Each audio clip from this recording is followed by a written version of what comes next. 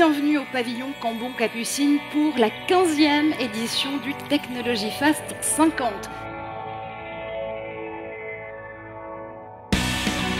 Ce qui distingue la 15e édition du palmarès, c'est un record de 459 candidats, un record de retombées médias et presse sur les 12 derniers mois. La France se classe pour la 6e année consécutive en tête des pays de l'Europe. Les lauréats démontrent leur capacité à dépasser les défis qu'impose la société, l'économie, la globalisation et la complexité croissance du monde. Qu'est-ce qui caractérise l'année 2015 ? C'est l'émergence en fait de certains secteurs, en particulier dans le secteur des fintech. Il y a également très belle croissance dans le secteur des green tech. Pour une petite entreprise comme la mienne, c'est de la visibilité et c'est encore un levier de croissance.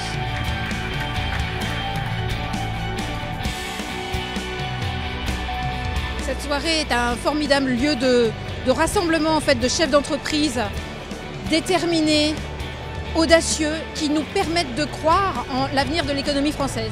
Je suis un robot humanoïde compagnon. Le Fast 50, c'est avant tout une certaine notoriété. Et avec Deloitte, c'est hyper intéressant parce que c'est les nouvelles technologies, c'est la French Tech et c'est un rayonnement à l'international dont on souhaite profiter. C'est Crossco et Marc Motta qui gagne le 3e prix national.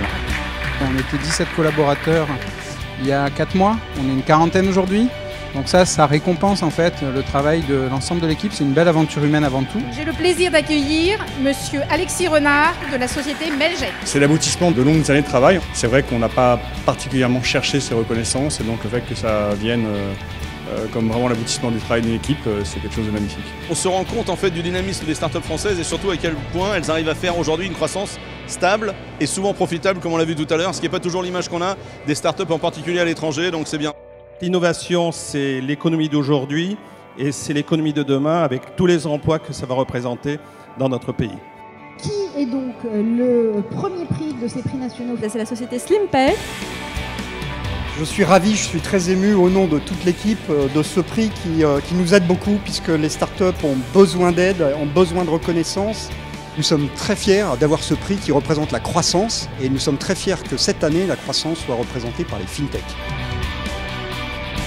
Ce prix va permettre de légitimer la société en montrant qu'on a réussi à être fort sur notre marché, le marché local français, et qu'on est capable donc de s'exporter et qu'on a été reconnu par l'industrie en tant qu'un grand player capable de croître rapidement.